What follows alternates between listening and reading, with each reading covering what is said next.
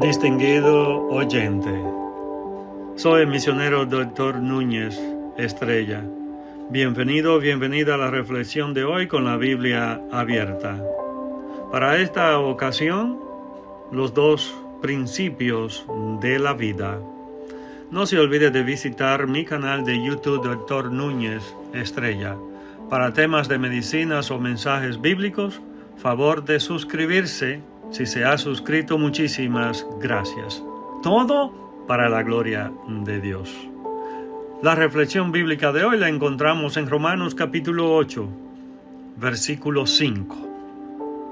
Porque los que son de la carne piensan en las cosas de la carne, pero los que son del Espíritu, en las cosas del Espíritu. Andar en el Espíritu es la única manera en que podemos vivir una vida que realmente vaya de acuerdo a la palabra de Dios. El apóstol Pablo está presentando en contraste con dos clases de vida. La vida que está primeramente dominada por la naturaleza humana pecadora, la carne, cuyo centro es el yo, cuya única ley es el propio deseo, que se apodera de lo que quiere en cuanto puede. Y segundo, la vida controlada por el Espíritu de Dios. Los que son conforme a la carne, es decir, los que no son creyentes, según este pasaje bíblico, ponen su mente en las cosas de la carne, obedecen a los impulsos de la carne, viven para gratificar los deseos de la carne corrompida, gratifican al cuerpo, que al cabo de pocos años volverá al polvo. Ahora, los que son conforme al Espíritu, es decir, los verdaderos creyentes, se levantan por encima de los deseos de la carne, de la concupiscencia y de la sangre, y viven para las cosas eternas. Están ocupados con la palabra de Dios, la oración y el culto, el servicio. Y no es sorprendente, pues, que Romanos capítulo 8, versículo 8, que los que viven según la carne no pueden agradar a Dios. Piensa en esto, piense. No hay nada que una persona que no ha creído pueda hacer para agradar a Dios.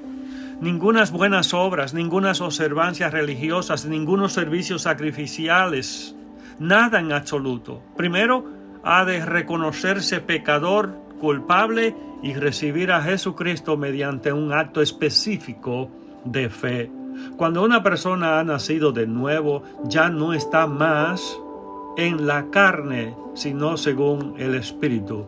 Vive en una esfera diferente. Un creyente vive en el Espíritu. No solo vive en el Espíritu, sino que el Espíritu vive en él. De hecho, si el Espíritu de Jesucristo no mora en él, no pertenece a Jesucristo. Ahora, cuando vemos el acusado contraste entre la carne y el Espíritu, ¿a qué conclusión podemos llegar? Que nada debemos a la carne para que vivamos conforme a sus dictados. La vieja, antigua y corrompida naturaleza no ha sido nada más que una rémora. Nunca nos ha hecho ningún bien. Si Cristo no nos hubiese salvado, la carne nos habría arrastrado a los más profundos, negros y ardientes lugares del infierno. ¿Y qué obligación podemos nosotros sentir para con tal enemigo? Los que viven conforme a la naturaleza pecaminosa, a la carne, han de morir, no solo física, sino eternamente. Vivir conforme a la carne es no ser salvo. Pero ¿por qué el apóstol Pablo dirige estas palabras a los que son ya cristianos? ¿Implica acaso que algunos de ellos puedan llegar a perderse? No, pero el apóstol incluye frecuentemente palabras de advertencia, y esto es lo que está haciendo en estos pasajes bíblicos, y de autoexamen en sus cartas para aquellos que dicen que son cristianos y que ya tienen una nueva vida, sabiendo que en cada congregación puede haber aquellos que nunca han sido genuinamente salvados. Así que esto describe lo que es característicamente cierto de los creyentes genuinos. Por la capacitación del Espíritu Santo hacen morir las obras de la carne, gozan ahora de la vida eterna y entrarán a la vida en su plenitud cuando abandonen esta tierra. Pedro en su primera carta, en el capítulo 1, los versículos 14 y 15, describe a aquellos que se conforman a los deseos mundanos. El tema es la mente obediente. Los hijos obedientes no deberían seguir los pecados que los caracterizaban en su vida anterior. Ahora que son cristianos, creyentes en Jesucristo, deberían modelar sus vidas según aquel cuyo nombre llevan. Si se amoldan al mundo impío, niegan su carácter celestial. Las cosas que hacían en los días de su ignorancia deberían ser quitadas, ahora que han sido iluminados por el Espíritu Santo. Los deseos que antes tenían significan los pecados a los que se daban antes cuando eran ignorantes de Dios. En vez de imitar al mundo impío con sus modas y estilos, nuestras vidas deberían reproducir el carácter santo de aquel que nos llamó. Ser piadoso significa llevar la semejanza moral de Dios. Dios es santo en todos sus caminos. Si queremos ser como Él, hemos de ser santos en lo que hacemos y decimos. En esta vida nunca seremos tan santos como Él, pero deberíamos ser santos porque Él lo es.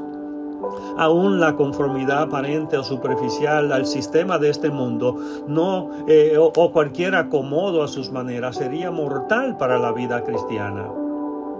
En el Evangelio según San Juan, el capítulo 15, versículo 6, el que en mí no permanece será echado fuera como pámpano y se secará, y los recogen y los echan en el fuego y arden. El tema que se trata aquí no es la salvación, sino permanecer y dar fruto. Pero a través de la negligencia y de la falta de oración, este creyente pierde el contacto con el Señor. Y es a través de la palabra de Dios que nos mantiene vivos y nos da los nutrientes necesarios para la vida cristiana, en específico para andar en el Espíritu. Dios nos da vida a través de su palabra, de la misma manera en que con la oración nos comunicamos con Dios. Él nos habla a través de su palabra y esto nos ayuda y completamente en esta relación que es tan importante para la vida cristiana.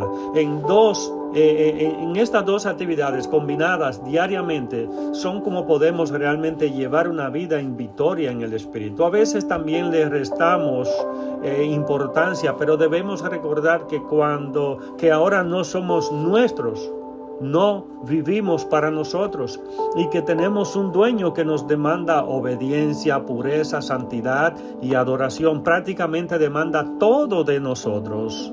Si en verdad eres un cristiano, estas cosas te van a preocupar, vas a buscar la manera de vivir para Él. La única manera en que podemos vivir para Él es por medio de Él mismo. Le necesitamos para vivir para Él y cuando lo hacemos por nosotros mismos, solo hay frustración, decepción y poco a poco empezamos a andar en la carne de nuevo. No debemos vivir conforme al mundo. Estamos en el mundo y Jesús dijo, no son del mundo y el mundo pasa y sus deseos, pero el que hace la voluntad de Dios permanece para siempre. Aquellos que andan en el Espíritu lo mostrarán cotidianamente en constante santidad. Podemos saber que estamos andando en el Espíritu si nuestras vidas muestran el fruto del Espíritu. Ser lleno, andar del Espíritu es lo mismo que permitir